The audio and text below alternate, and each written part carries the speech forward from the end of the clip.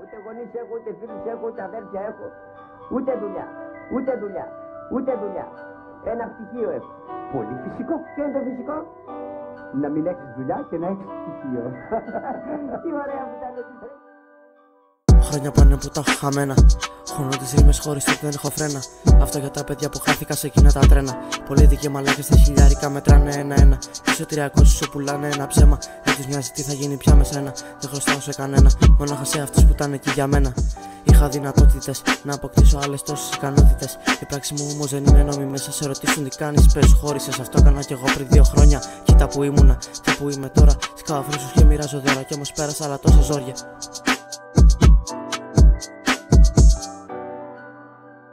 Γιατί σε φέρανε εδώ? Όπως είπα γιατρέ, με αυτόν τον καιρό εγώ είμαι άνεργος.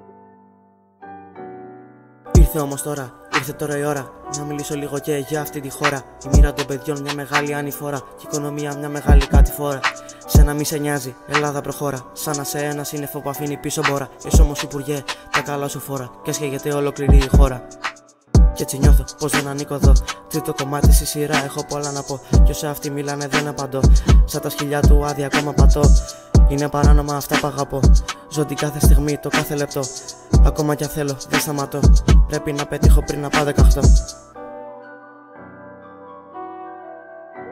Όταν σε είδα σε πέρασε για τρελό. Αμεγό.